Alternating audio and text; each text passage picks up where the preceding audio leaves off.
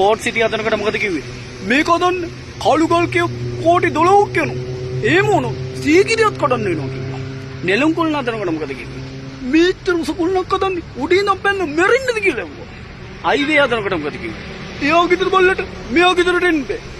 මේ අයිවේ හදන්නේ මහින්ද රාජපක්ෂ මහත්තයාට ඇඹුල් දියල් අරන් යන්නද කියලා කිව්වා.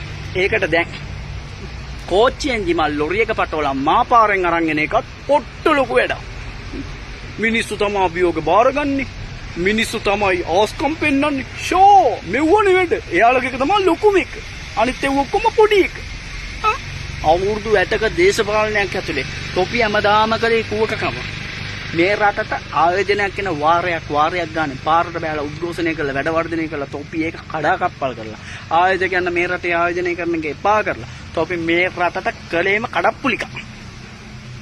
මේ රටේ ව්‍යාපෘතිය පටන් ගන්නකොටම තොපි මේ පිට රට කම්පැනි මේ රටට එන්නේ මේ රටේ මිනිසුන්ගේ ධාන්‍ය ශ්‍රමිය ඌරගෙන කණ්ඩ මේකට විරුද්ධ වෙලා කියලා රාජ්‍ය සේවකයෝත් අල්ලගෙන පාරට බෑලා උද්ඝෝෂණය කරලා සම්පූර්ණ ව්‍යාපෘති කඩාකප්පල් කරලා මේ රටට කෙලෙව්වේ ජනතා විමුක්ති පෙරමුණ.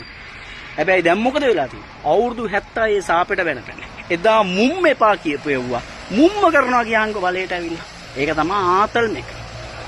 පෝසත් රටක් හදන්න නම් මෙව්ව කරන්න ඕන. එහෙනම් තොපිට ඒක හිතන්න තිබ්බේ එදා. තොපි මේ දේවල් එදා කරන්න දීලා තිබ්බනම් අද මේ රටේ මිනිස්සුන්ට මෙහෙම දුක් විඳින්න වෙන්නේ නැහැ. හරිද? දැන්වත් තොපිට මේ ටික තේරිච්ච එක ලොකු දෙයක්. තොපි ලව්වම තොපි විරුද්ධ වෙච්ච දේවල් ටික කරව ගන්නවාමයි. මේකට තමයි ditta ධම්ම වේදනීය කරන්නේ කියන්නේ. මතක තියාගන්න. ජනතා විමුක්ති පෙරමුණ තමයි මේ රටට කරන්න පුළුවන් උපරිම කඩප්පුලිකම් ටික කරේ.